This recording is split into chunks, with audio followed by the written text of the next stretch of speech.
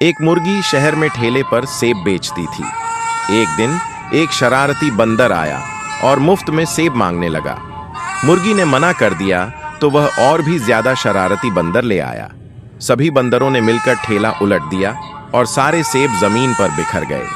मुर्गी रोने लगी और तुरंत अपनी दोस्त गाय को फोन किया। कुछ ही देर में गाय तेजी से बाइक पर आई और सभी बंदरों को पकड़कर पिंजरे में बंद कर दिया। गाय के लिए 1 लाइक तो बनता है।